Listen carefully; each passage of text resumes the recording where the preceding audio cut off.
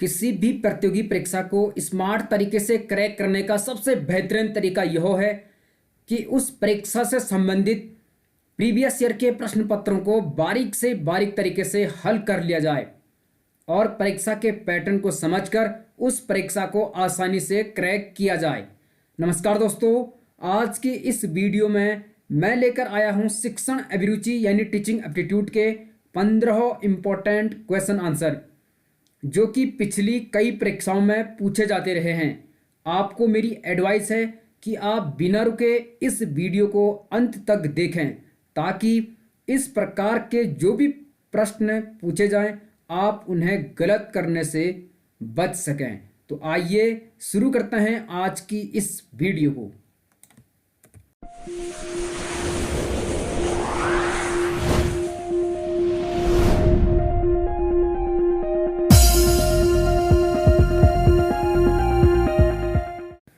जैसे कि आप स्क्रीन पर देख पा रहे हैं, शिक्षण अभिरुचि यह प्रश्न उत्तराखंड प्रवक्ता भर्ती परीक्षा 2014 के स्क्रीनिंग प्रश्न पत्र से संबंधित हैं। आज हम कुल 15 प्रश्न हल करेंगे और इन प्रश्नों से संबंधित कई एडिशनल जानकारी भी प्राप्त करेंगे। आप चाहें तो कॉपी पेन लेकर नोट भी कर सकते हैं। ये प्रश्न आपकी प्रिपरेशन में काफ़ी हेल्पफुल सिद्ध होने वाले हैं। वीडियो को लास्ट तक अवश्य देखें। आज का पहला प्रश्न है, एडुसेट प्रक्षेपित किया गया था। इस प्रश्न का सही उत्तर है ऑप्शन सी 2004 में। थोड़ा सा जान लेते हैं एडुसेट के बारे में। एडुसेट जी-सेट 3 का दूसरा नाम है। जी-सेट 3 का दूसरा नाम है एडुसेट। और एडुसेट का पूर्ण रूप है एजुकेशनल सैटेलाइट।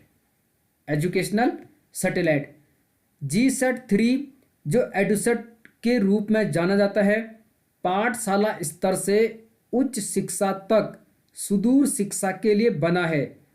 यह पहला समर्पित शिक्षा उपग्रह है। ये ध्यान में रखिए कि जो एडुसेट है यह डिस्टेंस एजुकेशन यानी सुदूर शिक्षा के लिए बना है और शिक्षा को समर्पित पहला उपग्रह है और यह डिस्टेंस एजुकेशन प्रोवाइड करवाता है। यदि इसके बारे में और थोड़ा सा विस्तार से जानें तो इसरो द्वारा यानी इंडियन स्पेस रिसर्च ऑर्गेनाइजेशन द्वारा 20 सितंबर 2004 को इसे लॉन्च किया गया था।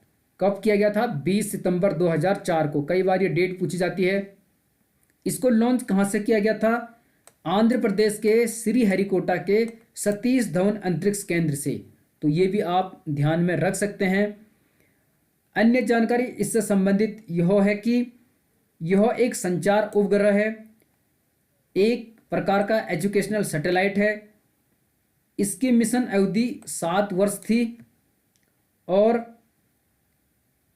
यह शिक्षा को समर्पित एक संचार उपग्रह है। यह आप ध्यान में रख सकते हैं। और यदि भारतीय अंतरिक्ष अनुसंधान संगठन यानी इसरो के बारे में जाने तो इसरो की स्थापना हुई थी 15 अगस्त 1969 को यानी 15 अगस्त 1969 को। इसरो के वर्तमान में प्रमुख हैं के सिवान और इसरो का मुख्यालय है बंगलौर कर्नाटक में। तो ये आप ध्यान में रखिए। इस प्रश्न का सही जवाब है ऑप्शन सी 2004। एडुसेट यानी एजुकेशनल सैटेलाइट शिक्षा को समर्पित भारत का पहला उपग्रह है जो जी-सेट का दूसरा नाम है, जी-सेट 3। तो ध्यान में आप इसे रख सकते हैं। अगला प्रश्न यहां पर आप देख पा रहे हैं, ओवरहेड प्रोजेक्टर होता है। ये ध्यान में रखिए। यदि आपने बीएड किया है तो आपने ओवरहेड प्रोजेक्टर, जिसे शॉर्ट में ओएचपी कहते हैं, ओएचपी ओवरहेड प्रोजेक्टर, तो आपने ये देखा होगा। इस प्रश्न का सही जवाब है ऑप्शन ए कठोर शिल्प। कठोर शिल्प को अंग्रेजी में कहेंगे हार्डवेयर। ध्यान में रखिए, शिक्षण अभिरुचि के प्रश्नों को हल करते समय अंग्रेजी वाले पोर्शन पे ध्यान देना नितांत आवश्यक है। उससे प्रश्न हल करना सरल हो जाता है। तो कठोर शिल्प को अंग्रेजी में कहेंगे हार्डवेयर। ओवरहेड प्रोजेक्टर के बारे में यदि हम थोड़ा सा जान लें तो यह एक प्रकार का स्लाइड प्रोजेक्टर है और यह कठोर होता है, इसलिए इसे हार्डवेयर आप कह सकते हैं।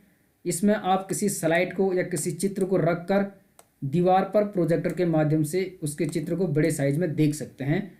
ये आपने देखा होगा यदि आपने बीएड किया है। आगे बढ़ते हैं, प्रश्नों को ध्यान से समझिए क्योंकि यहाँ से प्रश्न पूछे जाते हैं हर बार, और ऐसे ही प्रश्न इस बार भी पूछे जाएंगे। आपकी प्रिपरेशन में ये प्रश्न काफ़ी हेल्पफुल सिद्ध होने वाले हैं। तीसरा प्रश्न है, शिक्षा बिना बोझ के, एजुकेशन विदाउट बर्डन नामक रिपोर्ट प्रस्तुत की थी। तो एक समिति बनी थी, उसने अपनी रिपोर्ट भारत सरकार को सौंपी, जिसकी जो रिपोर्ट थी वह थी शिक्षा बिना बोझ के, यानी एजुकेशन विदाउट बर्डन। इस प्रश्न का सही जवाब है ऑप्शन सी, यशपाल समिति द्वारा। यशपाल समिति आपने सुना होगा, प्रोफेसर यशपाल की अध्यक्षता में 1992-93 में भारत सरकार द्वारा एक समिति का गठन किया गया था, जिसे यशपाल समिति के नाम से जाना जाता है। यशपाल समिति का दूसरा नाम है राष्ट्रीय सलाहकार समिति। क्या है? राष्ट्रीय सलाहकार समिति। इसमें कुल 8 सदस्य थे। इसके अध्यक्ष प्रोफेसर यशपाल थे। यशपाल समिति ने अपनी रिपोर्ट सौंपी 15 जुलाई 1993 को, 15 जुलाई 1993 को, और रिपोर्ट का शीर्षक था शिक्षा बिना बोझ के। तो ये आप ध्यान में रखिए, यहाँ से प्रश्न पूछे जाते हैं। यशपाल समिति से संबंधित अदर्स जानकारी चाहिए तो आप इस वीडियो के डिस्क्रिप्शन में जाकर वहाँ पर एक वीडियो दी गई है, उस पर क्लिक करके देख सकते हैं। और यशपाल समिति ने बच्चों के स्कूल के बस्ते का बोझ 4 किलोग्राम से ज़्यादा ना होने का सुझाव दिया था, और उन्होंने कहा था कि बच्चों के लिए स्कूली बस्ते के बोझ से ज़्यादा बुरा है ना समझ पाने का बोझ। और इसके अतिरिक्त यशपाल समिति ने कहा था भारी बस्ता सिर्फ एक बोझ है। तो बच्चों का जो स्कूल बैग होता है उसके वेट को कम करने का सुझाव दिया था यशपाल समिति ने। ये आप ध्यान में रखिए, यहाँ से प्रश्न पूछे जाते हैं। ऑप्शन सी इस प्रश्न का सही उत्तर हो जाएगा। आप हमारे टेलीग्राम चैनल से भी जुड़ सकते हैं, जिसका लिंक इस वीडियो के डिस्क्रिप्शन में है। वहाँ भी हम कई प्रकार की एडिशनल जानकारी देते रहते हैं।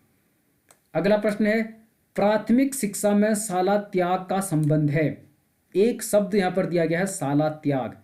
पहले इस शब्द को समझना काफ़ी जरूरी है। शाला त्याग का मतलब होता है स्कूल ड्रॉप आउट। यदि इसे अंग्रेजी में कहेंगे तो ड्रॉप आउट कहेंगे, यानी स्कूल ड्रॉप आउट। तो प्राथमिक शिक्षा में शाला त्याग का संबंध किससे है? इस प्रश्न का सही जवाब है ऑप्शन सी, अपव्यय एवं अवरोधन से। तो प्राइमरी एजुकेशन में शाला त्याग का संबंध है अपव्यय एवं अवरोधन से। ये आप ध्यान में रखिए। और यदि इसके बारे में थोड़ा सा हम जानें तो अपव्यय को अंग्रेजी में कहेंगे वेस्टेज, और अवरोधन को कहेंगे स्टैग्नेशन। आप अंग्रेजी में भी इनकी मीनिंग को समझने की कोशिश करें, जिससे कि आप इसे आसानी से समझ पाओगे। और यदि अपव्यय की बात करें कि अपव्यय होता क्या है, तो यदि कोई छात्र स्कूल में प्रवेश करने के 2 या 3 वर्ष बाद स्कूल छोड़ देता है तो उसका कोर्स अधूरा रह जाता है, और इस प्रकार उस पर समय और धन का अपव्यय होता है, जिसे शिक्षा में अपव्यय के नाम से जाना जाता है। ठीक है, तो इसे आप ध्यान में रखिए। और यदि अवरोधन की बात करें कि अवरोधन क्या है, तो अवरोधन से तात्पर्य है किसी बालक का एक ही कक्षा में असफल हो जाने के कारण रुक जाने और स्कूल छोड़ देना। ठीक है, तो यदि कोई बच्चा एक ही कक्षा में फेल होता है, अनुत्तीर्ण होता है, असफल होता है, और इस वजह से वह रुक जाता है, तो उसे कहेंगे अवरोधन। और अपव्यय में बता चुका हूँ। इस प्रश्न का सही जवाब है ऑप्शन सी। ध्यान में रखिए, ऐसे प्रश्न पूछे जाएंगे, आपके कंसेप्ट क्लियर होना काफ़ी जरूरी है। अगला प्रश्न, शिक्षा आयोग की रिपोर्ट का नाम है। शिक्षा आयोग आपने सुना होगा, तो इसकी रिपोर्ट का क्या नाम है? इस प्रश्न का सही जवाब है ऑप्शन ए, शिक्षा एवं राष्ट्रीय विकास। काफ़ी इम्पोर्टेंट है, ध्यान में रखिए। इसके बारे में मैं आपको थोड़ा सा एडिशनल जानकारी दे देता हूँ। शिक्षा आयोग का दूसरा नाम है कोठारी आयोग। डॉक्टर दौलत सिंह कोठारी की अध्यक्षता में वर्ष 1964 में एक आयोग का गठन किया गया था शिक्षा पर अपने सुझाव, अपनी संस्तुतियां देने के लिए। इसका कार्यकाल 1964 से 1966 तक था। तो कोठारी आयोग को ही शिक्षा आयोग के नाम से जाना जाता है, यह आप ध्यान में रखिए। इसकी रिपोर्ट का नाम था शिक्षा एवं राष्ट्रीय विकास, यानी एजुकेशन एंड नेशनल डेवलपमेंट, ये भी आप ध्यान में रखिए।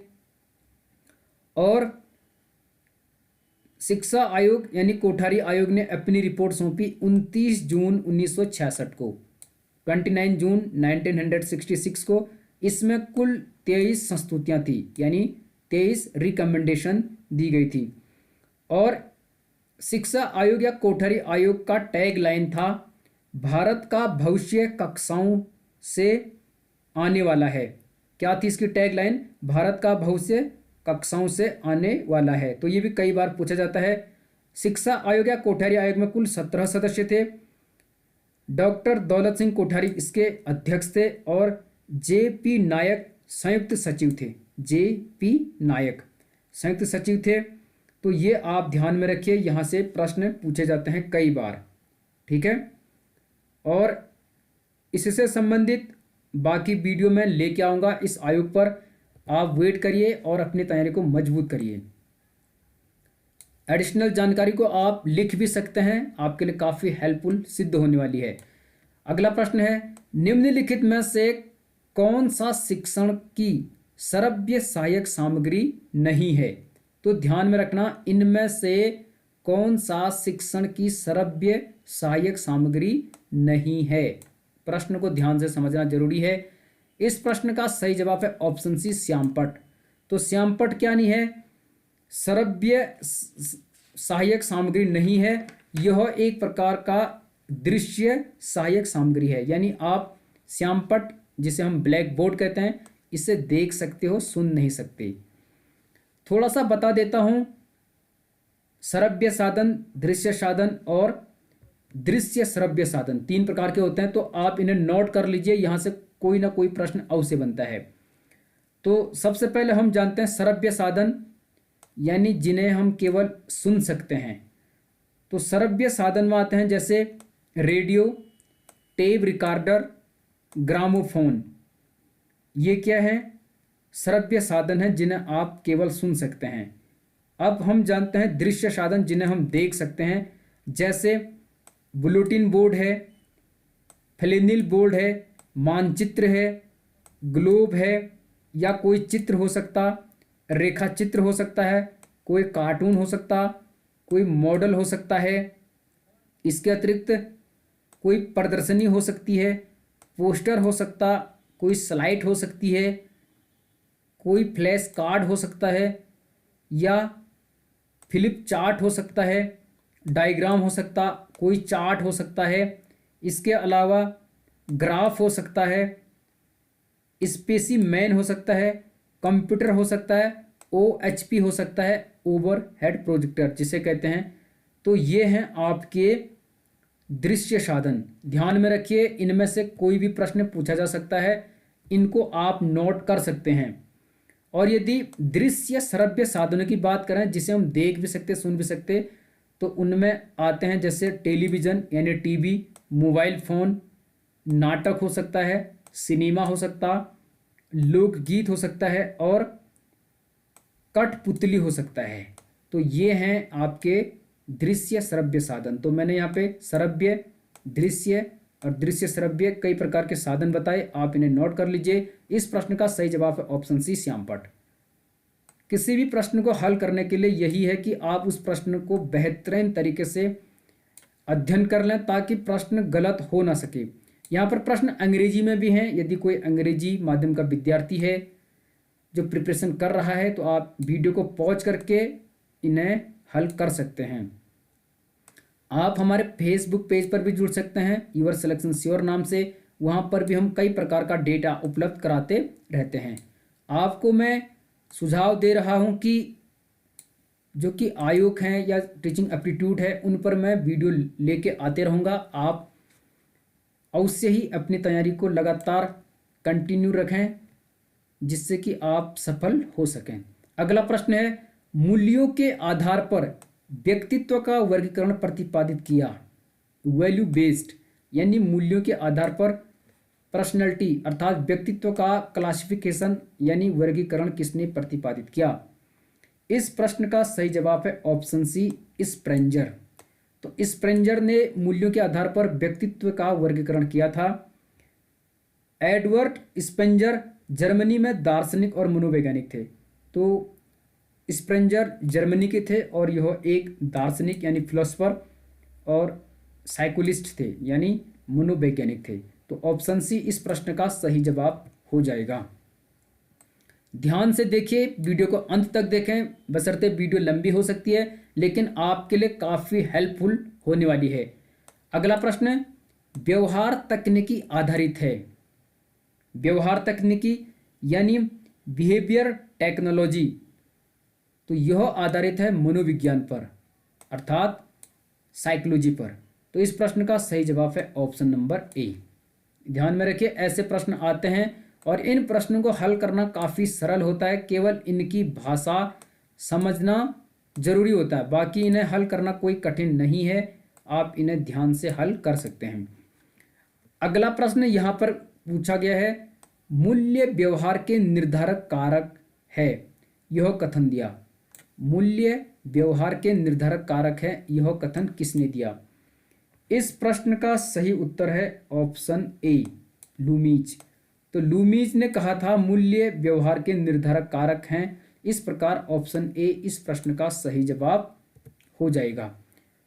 आगे बढ़ते हैं, अगले प्रश्न को देखते हैं, इसमें क्या पूछा गया है। यहाँ पर पूछा गया है, विद्यालयों में अनुशासनहीनता के लिए उत्तरदायी कारक है या हैं। तो स्कूलों में जो अनुशासनहीनता होती है उसके लिए रिस्पॉन्सिबल फैक्टर यानी उत्तरदायी कारक कौन कौन है। इसका सही उत्तर है ऑप्शन डी, उपर्युक्त सभी। दोषपूर्ण शिक्षण विधियां, अध्यापकों में नेतृत्व की कमी और मूल्यों की कमी, यानी दोषपूर्ण टीचिंग मेथड, अध्यापकों में टीचर्स में लीडरशिप की कमी और वैल्यूज की कमी, ये सभी हैं जिसकी वजह से विद्यालय में अनुशासनहीनता बढ़ती है। तो इस प्रकार इस प्रश्न का सही जवाब हो जाएगा ऑप्शन डी। आगे बढ़ते हैं, इस प्रश्न में देखते हैं, यहां पर पूछा गया है प्रधानाध्यापक का मुख्य कार्य है। प्रधानाध्यापक यानी प्रिंसिपल का मुख्य कार्य है। इस प्रश्न का सही उत्तर है उपर्युक्त सभी यानी ऑल ऑफ द एबव। विद्यालय प्रबंधन, पर्यवेक्षण और प्रशासन अर्थात स्कूल मैनेजमेंट, सुपरविजन और एडमिनिस्ट्रेशन, तो ये तीनों कार्य विद्यालय प्रधानाचार्य, विद्यालय प्रधानाध्यापक के हैं। तो उपर्युक्त सभी ऑप्शन डी इस प्रश्न का सही उत्तर हो जाएगा। आगे बढ़ते हैं, यहाँ पर पूछा गया है ऑपरेशन ब्लैक बोर्ड संबंधित है। ये प्रश्न आपने कई बार सुना होगा। तो ऑपरेशन ब्लैक बोर्ड संबंधित है, इसका सही उत्तर है ऑप्शन नंबर बी, प्राथमिक शिक्षा से यानी प्राइमरी एजुकेशन से संबंधित है ऑपरेशन ब्लैक बोर्ड। और प्राथमिक शिक्षा से संबंधित यह कार्यक्रम 1986 में केंद्र सरकार द्वारा चालू किया गया था। यह राष्ट्रीय शिक्षा नीति 1986 से संबंधित है। उस समय राजीव गांधी हमारे देश के प्रधानमंत्री थे। तो 1986 में नई शिक्षा नीति आई थी जिसके तहत नवोदय विद्यालयों की स्थापना की गई, उत्तराखंड मुक्त विश्वविद्यालय की स्थापना की गई और प्राइमरी शिक्षा में ऑपरेशन ब्लैक बोर्ड का प्रावधान लाया गया। तो कई कंसेप्ट इस एजुकेशन पॉलिसी में लाए गए थे। तो इस प्रकार इस प्रश्न का सही जवाब है ऑप्शन बी। और 1986 के बाद वर्ष 2020 में 34 वर्षों के बाद नई शिक्षा नीति आई है। तो 1986 में आई थी, उसके बाद 2020 में आई है इसरो प्रमुख के कस्तूरी रंगन की अध्यक्षता में। तो ये भी आप ध्यान में रखिए, नई शिक्षा नीति से भी प्रश्न पूछे जा सकते हैं करंट अफेयर्स के पर्पज से, बशर्ते वह सिलेबस में नहीं है लेकिन करंट अफेयर्स के हिसाब से प्रश्न बन सकता है। अगला प्रश्न, मूल्य ह्रास का एक कारण हो सकता है? मूल्यह्रास का एक कारण हो सकता है। इस प्रश्न का सही उत्तर है जनसंख्या विस्फोट, ऑप्शन ए। जनसंख्या विस्फोट मूल्यह्रास का एक कारण हो सकता है, तो ऑप्शन ए सही जवाब हो जाएगा। ध्यान में रखिए। यहाँ पर प्रश्न अंग्रेजी में भी हैं, आप इन्हें अंग्रेजी में हल कर सकते हैं। यदि कोई अंग्रेजी माध्यम का विद्यार्थी है तो आप अंग्रेजी में पढ़िए, वीडियो को पॉज करिए और इन्हें हल करने की कोशिश करिए। इससे संबंधित दूसरी वीडियो इसके तुरंत बाद आएगी, आप वेट करिए और इन प्रश्नों को ध्यान से हल करने की कोशिश करिए।